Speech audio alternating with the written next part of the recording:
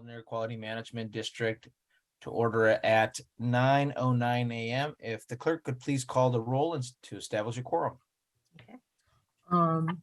Sarah Aquino. Wait. Sorry. Sitting in for Sarah, I'm here. Okay. And Brett Daniels. Rich Desmond. Sue Frost. Here. Eric Guerra. Here. Jeff Harris. Here. Patrick Kennedy. Here. Seen Loloi. Don Natoli. Kevin Papanau. Here. Phil Cerna. Bobby Shing Allen. Here. Donald Terry. Here. Mai Bing. Here. We have quorum. Thank you, Madam Clerk. If those who can, please rise and join me in the Pledge of Allegiance. Salute, pledge. I pledge allegiance to the flag of the United States of America and to the republic for which it stands, one nation, under God, indivisible, with liberty and justice for all. Great. Madam Clerk, could you please read the announcements for those watching online here?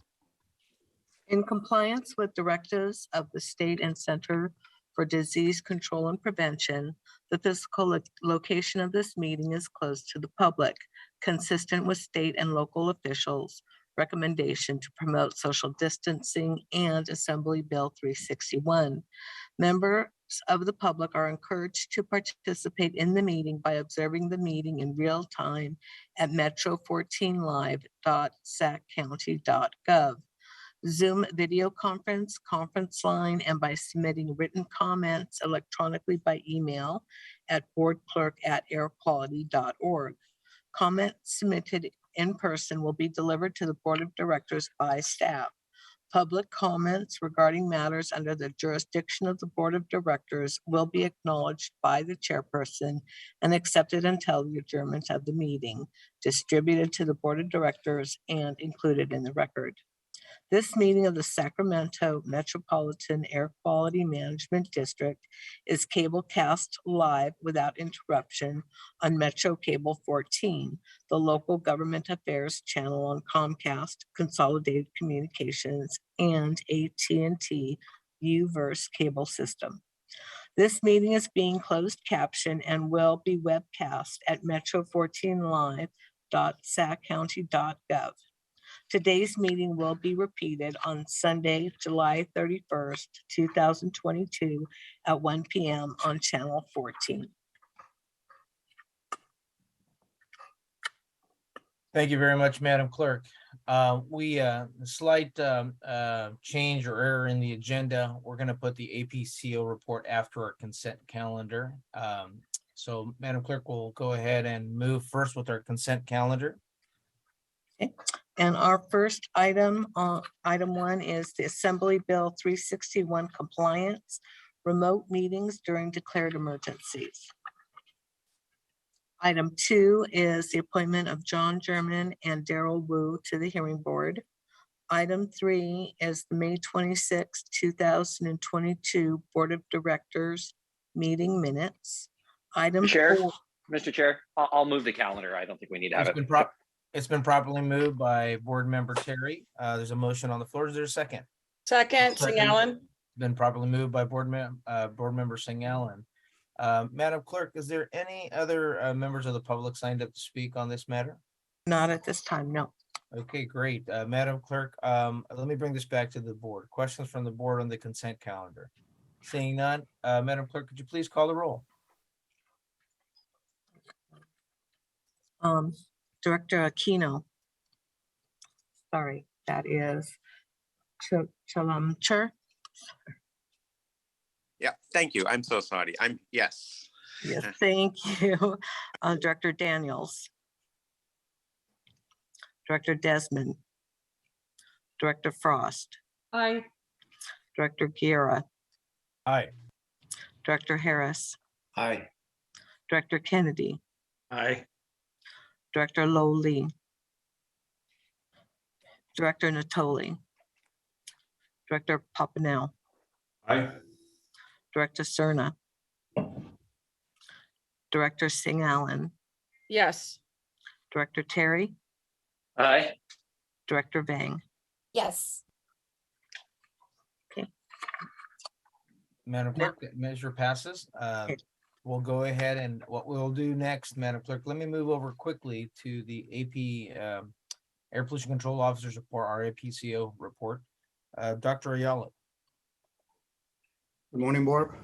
Madam Clerk, please bring up the slides. Good morning to everybody. Thank you for joining us. I'm going to move through quickly through the items. I know we have a few. The reason being we didn't see you in June, so we've have a few things coming forth from the last meeting.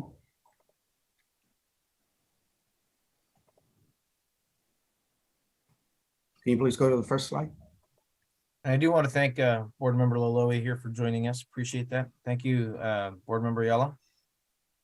My apologies for running late. Oh, no, not a problem. Thank you. Welcome, Director Laloy. Can you please go to the first slide? Sorry, we should be there.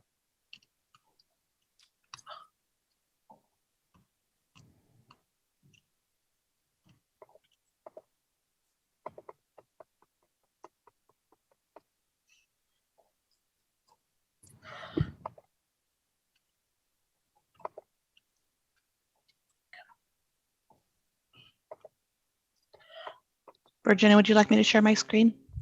Yes, please. Okay.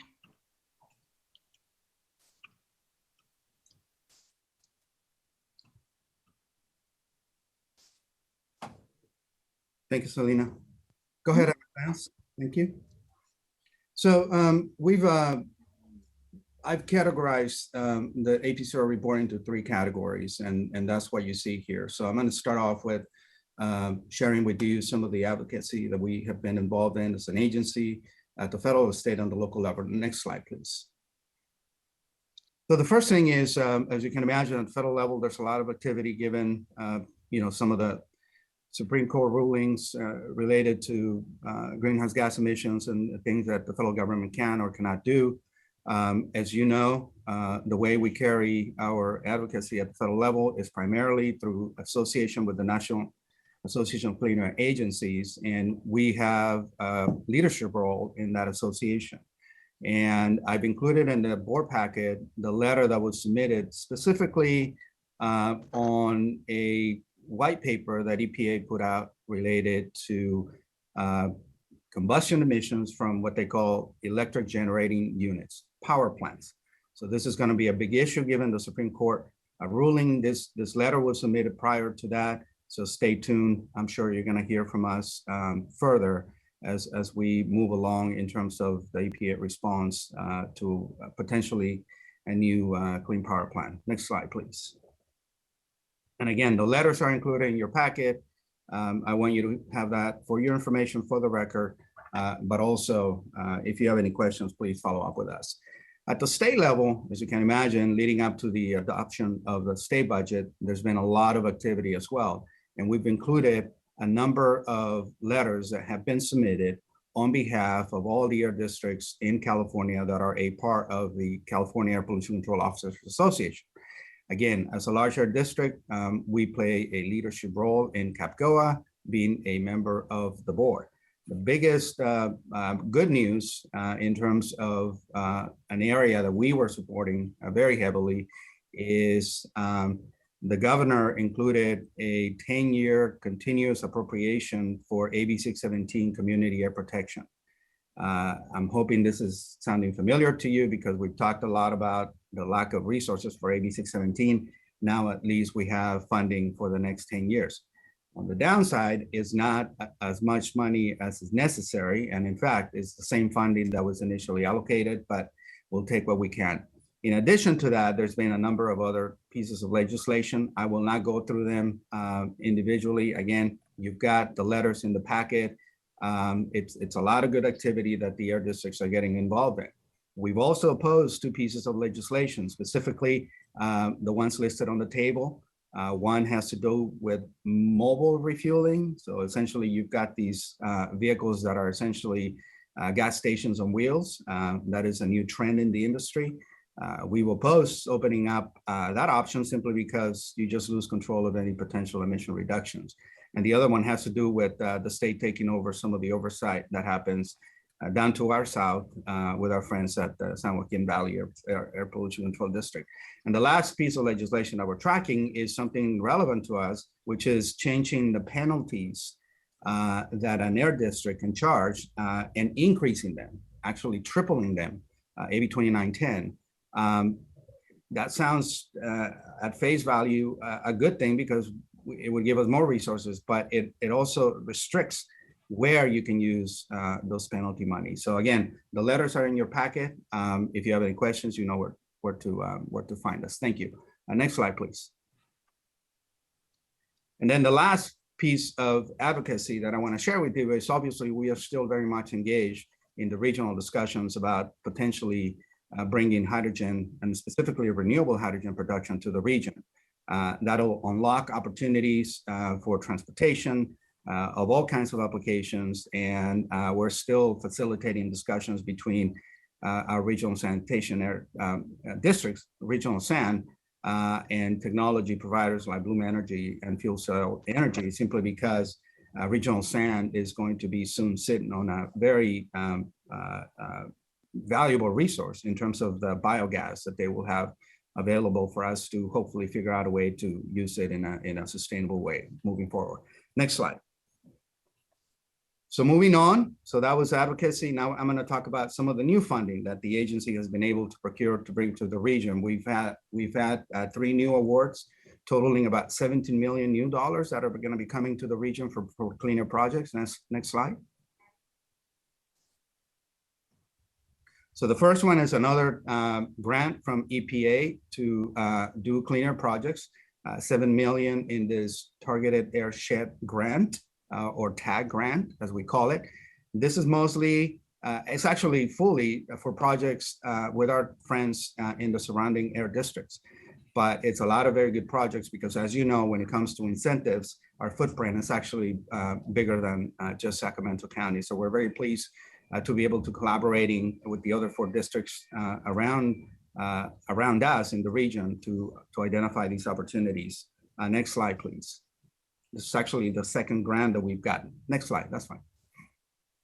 And then the final, back to AB 617, we've had a commitment from the state to give us another $7.2 million for what we call community air protection, AB 617. And again, this is money that is going to be directly going into our disadvantaged communities identified under AB 617. And this is the kind of money that we can use to deploy infrastructure to help businesses replace diesel combustion with electric vehicles, et cetera.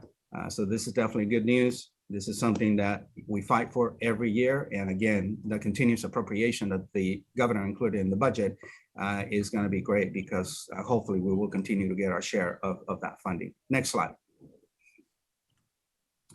And then the final, again, as a part of the state budget process, I do want to acknowledge that Assemblymember McCarty has included in the state budget $3 million coming to our air district through the state for community projects that are very similar to what we have been doing in the community. Mobility hubs, the urban greening and canopy expansion projects, bus shelters, et cetera. Anything that actually advances the mobility projects that we already have on the ground. And this is going to give us the ability to expand it to areas that under AB 617, for example, we couldn't do. So again, we appreciate that Assemblymember McCarty has helped us with this new funding. Next slide, please.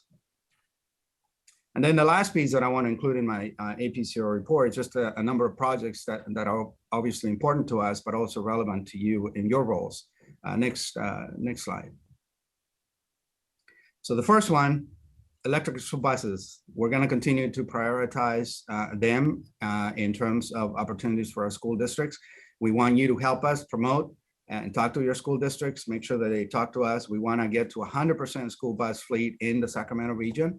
We're not quite there yet, but we're making progress. And the latest is we appreciate Thomas Unify working with us. And this is literally the photo of delivery of their very first electric school bus. And again, this is huge because we are way ahead of what the federal government wants to do in terms of investments. And the fact that we can do these projects on the ground, hopefully will translate into more funding either from the state or the federal government. Next slide, please. Now, this is getting a little bit more into some of the policy discussions that we've been having, and even you as our elected officials on the board have been getting. This is a very new project that we are putting out for the community in the sense of transparency and community empowerment. This is actually a map where we have taken every single one of our permits, all 4,000 of them, which belong to about 2,500 different permitted facilities, and we put them literally on the map. The reason being is, again, the community wants to see this information. You've been lobbied in terms of the suggestion that these emission sources are clustered in disadvantaged communities. That is not the case, as you can see here.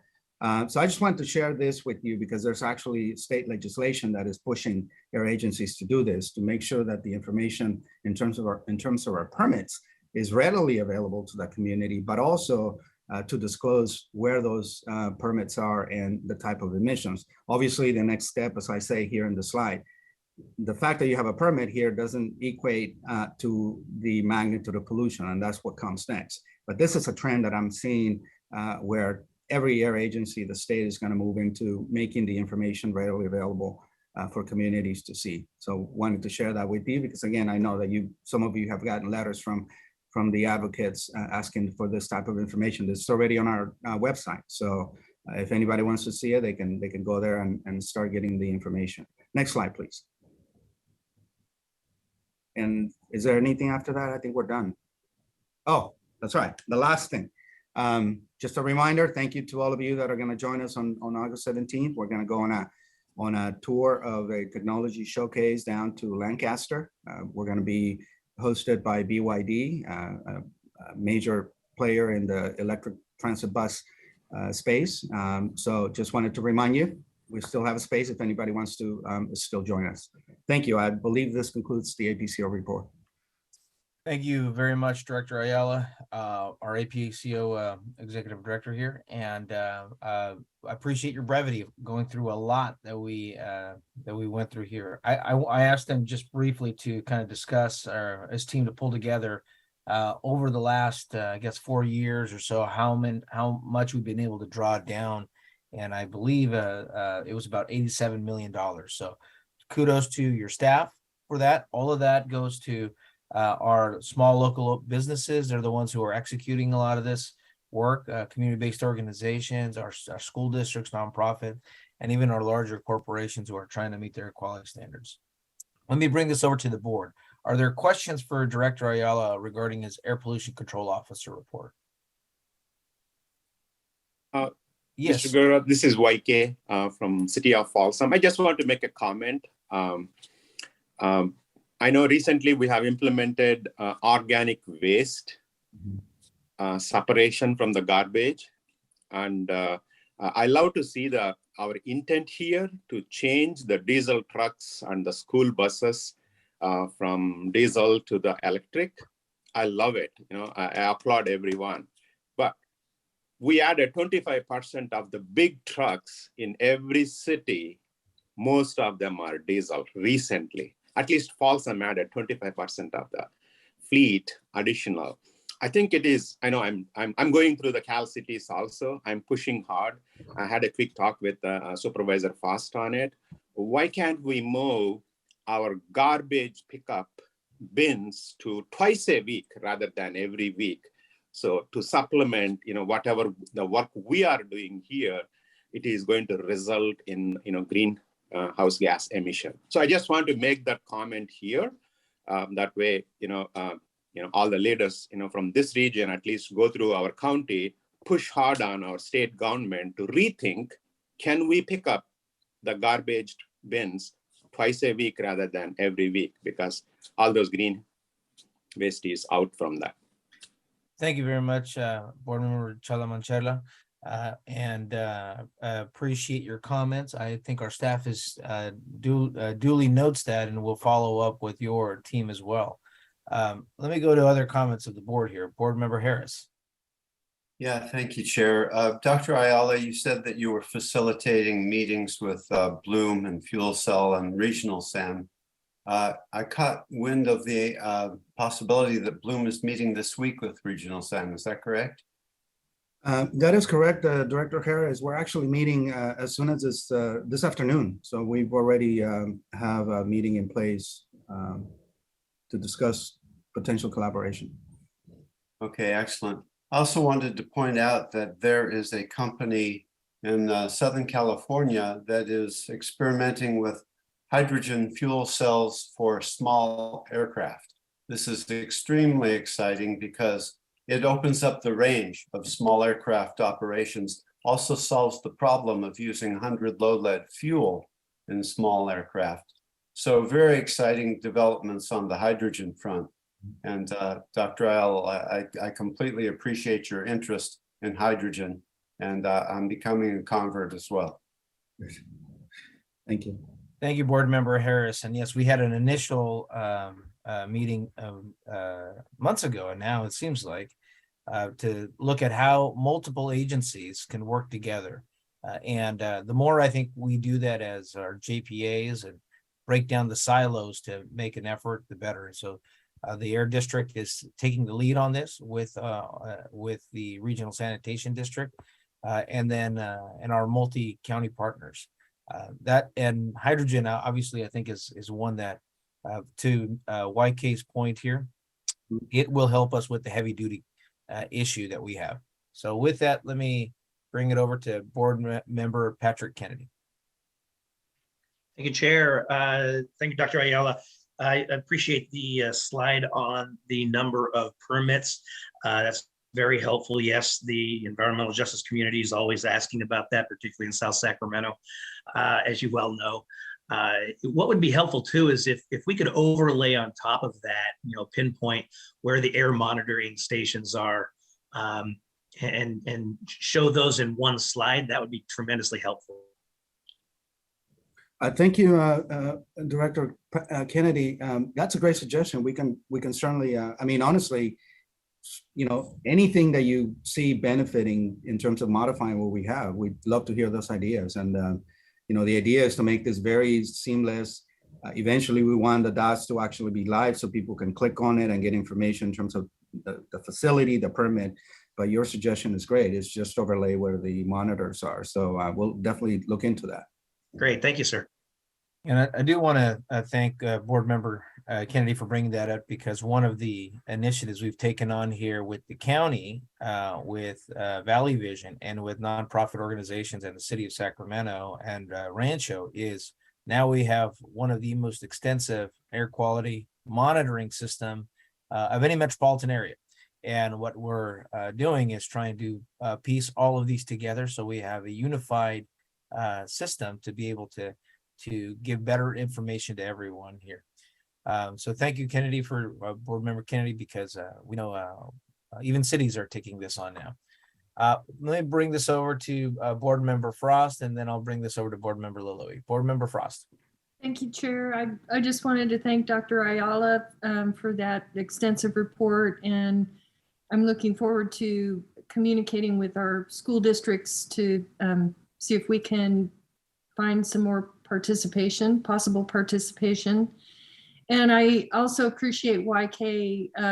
YK is one of those out of the box thinkers who, is looking for solutions. And we have had this conversation. I just wanted to add, since he opened it, that I did have a conversation with, waste management. And the challenge is that those items that go to the landfill, there are items that can go to the landfill that cannot be recycled in the organic waste. And so it became necessary to separate that out. We couldn't just have the landfill go twice and take care of the issue. and eliminate that extra day of pickup. It did end up being more trucks and more staff and an extra bucket, to process and pick up every week. But they perceived that that was the only way to deal with it, but gracefully took our thoughts and said, we'll continue to give that some thought. So thank you, YK, for bringing it up. I just wanted to let you know about that. Thank you, Board Member Frost. And again, this both on the number of trips, but also the production of them, to the point of the school buses. They're being assembled now here in our county. And the more we can actually bring that, I know the California Mobility Center is working on this initiative. SMUD is already purchasing vehicles here. If we could, Zeus is a company that's located now, moving to Sacramento to look at how they look at the heavy duty components. So it'd be even greater if we could build those trucks here and have the jobs here to meet our air quality needs. Let me stop there and bring it over. Board Member Lolo, you had your hand up. Did you still have an issue or a comment? No, Chair, I'm good. Thank you. Thank you very much, Board Member Lolo. Seeing no other hand raised on this item, let me move on to our next item on the agenda here. Madam Clerk, I think we are going to go into closed session for 2 items, and then we have a receive and file after. Chair Gata, this is Jamil. Sorry, Jamil Moons. Sorry for the interruption. Just want to be clear. So you're going to recess for closed session and then reconvene back in open session for the last discussion item. Is that? That is correct. Accurate? Yeah, since the last discussion item is a receive and file, I want to make sure we don't lose our quorum here. Very good. Thank you. I appreciate the clarification. Thank you. Okay, Madam Clerk, if you could start us moving into the waiting room for Yes, board sir. members. We are going. We're going to recess for closed session at 9:36 a.m. Okay, so you're going to move us? We don't Yeah, need they're to gonna move sign us. into somewhere else? Yeah. Yes, everyone will be moved into a breakout room. And then at the end of the closed session, you can re-enter to the main session. Thank you. Advisor and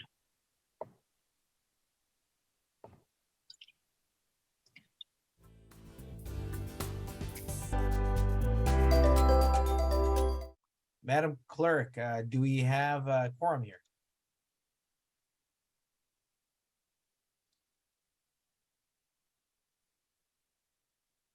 Yes, we do. Perfect. We will reconvene this out of closed session into open session at 10:01 a.m. And let me bring it also over to council. Council, do we have anything to report out of closed session? Nothing to report. Thank you, Madam Council. Okay, Madam Clerk, we have one receive and file item. I do want to, thank the staff for their work in this, but we are tight on quorum here. So let's go ahead and dispense with item number 6.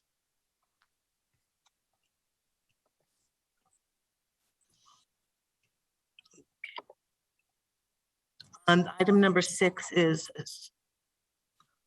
district student interns and academic support programs. And share.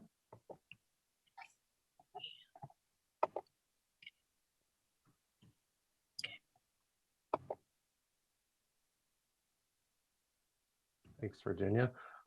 Good morning, Chair Guerra, members of the board. My name is Pat Smith. I'm the program manager in the Administrative Services Division.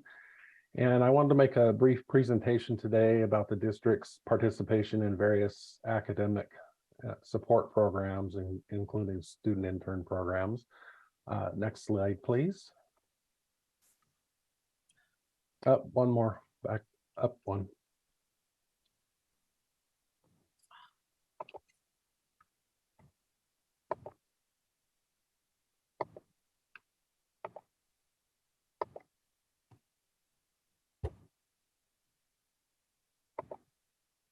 Okay, well, that's good, Virginia.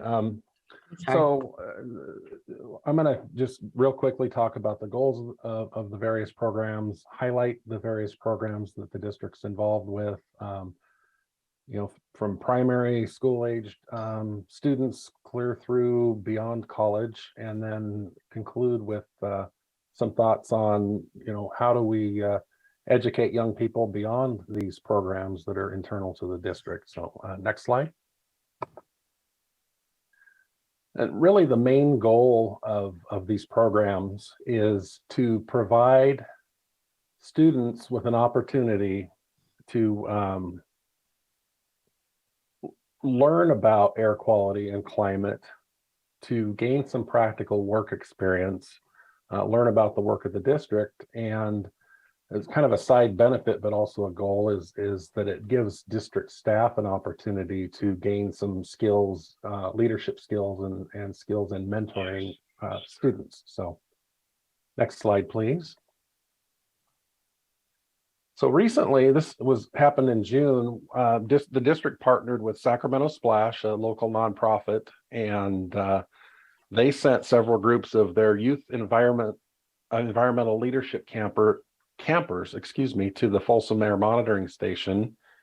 And the students were able to, they got a tour of the station, they learned about the equipment, and at the end got to test their knowledge in a trivia game to see what they actually learned while they were there. So I was not present, but understood it was fun was had by all. So that was a good event. Next slide, please.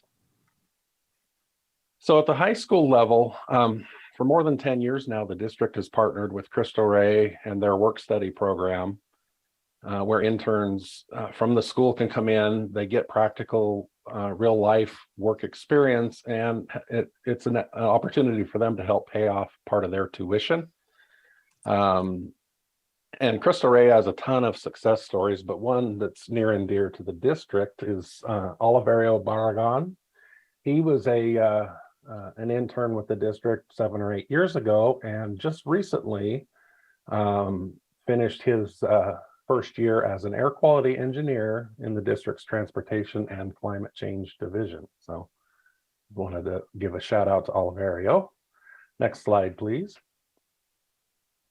So this is a more recent endeavor by the district. We've gotten involved with the Civitas Public Service Academy, and this is a program run by Rio Americano High School. And really the program, it links academic curriculum to real life experience. And this past year, we had Isabella Jimenez as our Civitas intern. And as her senior project, all of the students in the program have to do a senior project. They have to do an internship and some other things. She created a video contest called Be the Change to Climate Change, where students at her school could create a short video about climate change and whatnot. And the winner of the contest, Jocelyn Perez, if you want to get some more information about the contest itself for Jocelyn or watch her video, if you look at the district's quarterly newsletter that just came out, there's a section in there on that, and with a link to Jocelyn's video. So next slide, please. So for a long time, the district has utilized college interns, mostly from Sac State and UC Davis. We have a couple, Kelly and Amar, right now. They just recently started with the district, and they're working on a variety of programs in the district stationary sources division. Next slide, please. And then this is a new program, not just to the district, it's a new program being rolled out statewide. It's a College Core Fellowship program that's focused on creating a generation of civic-minded leaders, with the ability to bridge divides, solve problems, and et cetera. And being a new program, it's starting in the fall, and the district's going to have 3 fellows from this program working between the Stationary Sources Division and the Transportation and Climate Change Division. So we're pretty excited about this and looking forward to getting folks assigned to us that we can help to mentor and grow. Next slide, please. So Civic Spark Fellowship, that's an AmeriCorps, that's Governor's Initiative AmeriCorps program that the district's participated in for more than 8 years now. And it's really designed around helping college graduates. So you have to have at least an associate's degree, but recent college graduates gain experience in the sustainability and resilience sectors. And you can see there's several pretty significant projects listed here that fellows have assisted on over the years at the Air District. And then beyond Civic Spark, we also have for the last 8 or 9 months had Sarah Falak Farsa. She's not a Civic Spark fellow, but rather was a graduate student. She just got her master's degree. And she's been working part-time on a joint project with the city of Sacramento on local air monitoring. So of course, congratulations to her for getting her master's in environmental policy. Next slide, please.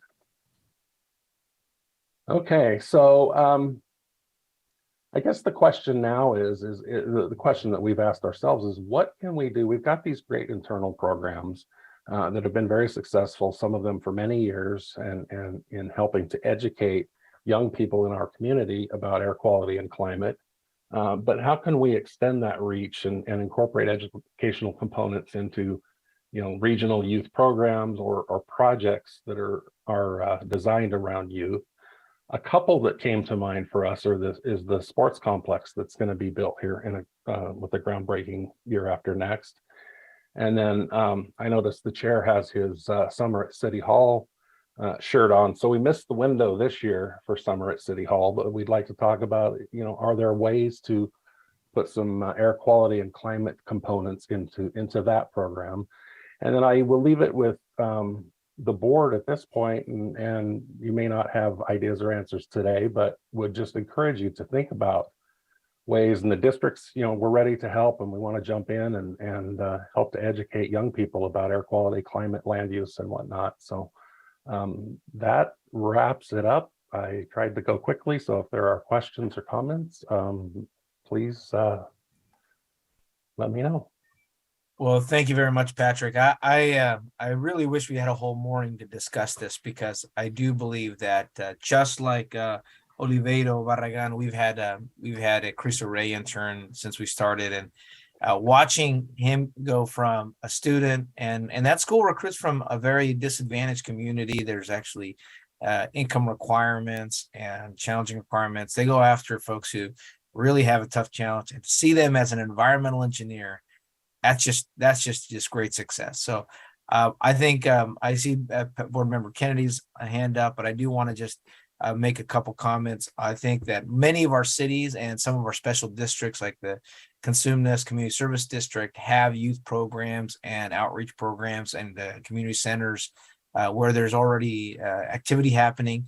I think figuring out how we plug into that outreach effort, each one of our cities and jurisdictions has those youth programs. And figuring out, not reinventing the wheel, but plugging into an existing outreach would be critical. So let me pass it over to Board Member Kennedy here. Thank you, Chair. Yeah, I think this is fantastic. We at the county have never had a culture of interns, and it's been very frustrating for me. It's just something that's not in our psyche. So I love to see this agency, really grasping this the way they are. I think it's incredibly important for young people, but also for the agency and our employees. I might make a suggestion as far as outreach, someone to go directly to and cut out the middleman would be Councilmember Chenier. Councilmember Chenier does more than the city internships, but through his nonprofit and other organizations he works with, coordinates internships throughout the county. And I know that he's always looking for opportunities. So that would be a contact I would suggest you reach out to. Great, thank you. Board Member Chalamancherla. Chalamancherla, thank you. Thank you for pronouncing so clearly, Mr. Chair Gurra. I really, really want to thank you, this board, for taking this interns program. Youth in government, it's very important, right? I'm trying hard in Folsom. We are getting there, but we are not there yet. The way this board is, hopefully I can get that slides offline from our office. I want to share that with my city manager and see the results, right? Those kids are involving. That's number one. Number two, I work for a state for a long time. We are losing talent in government. We need to attract these millennials. The best way is start early on and exposing them to government and service. I just want to make this comment and kudos to this board and the board administration. Thank you, Chair. Well, thank you very much. I appreciate that. And a couple of opportunities, particularly on the college front, we did use the resources and money we got from the city and from a couple other opportunities to also pay for the interns as well. So, and I think as we move in the future, how is this part of our, not just for exciting youth about the environment, but how are we using this as a workforce component? How are we encouraging youth into careers that are maybe not as traditional? I see Board Member Ayala's, Director Ayala's, a hand up. Thank you, Chair. I just wanted to make a point. The reason we wanted to bring this item to you is twofold. One, as a science and engineering-based organization, we take very seriously the role that we can play in the region in the educational efforts of all of us. And that's the reason we wanted to bring this here. Clearly, we'll do as much as we can. With more resources, we can do more. So please keep that in mind. And the second thing is, I specifically want to call out Councilmember Vang, because I know that you are championing the sports complex that is coming to your area, which is a great development. Anytime we do that sort of development, always think of air quality and climate change as topics that need to be interwoven into whatever we support, whatever the region is doing. And then the second thing is, on the area of development, we should challenge ourselves. Anytime we do one of these big projects that is going to be a flagship defining development for the region, can it be net zero? Can it be zero waste? Can it be, the most sustainable, maybe even carbon negative? And I want you to think of the Air District as an agency that can facilitate. Maybe we don't necessarily have the funding, but we may know where to go knock on doors to try to get some of those resources that we need to move the region, really, truly accelerate the efforts to get us to a decarbonized future.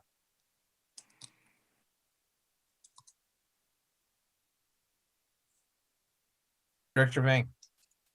Thanks, Chair Guerra. Thank you so much, Dr. Ayala and Patrick. Absolutely. Actually, this week during council, I made a direction to city staff to begin analyzing and doing the timeline, the scope of work, budget and planning around the 102 acres, and want to make sure that the SAC Metro Air Quality Board is part of this. I'm really grateful that I'm on this board and we'll be in conversation with you. Maybe we'll do some follow-up meetings to ensure that this board is truly part of that process as well. And as a reminder, the 100 acres is in the AB 617 zone, so it completely complies in with the state, our state designation. Board Member Kennedy, you still have your hand up.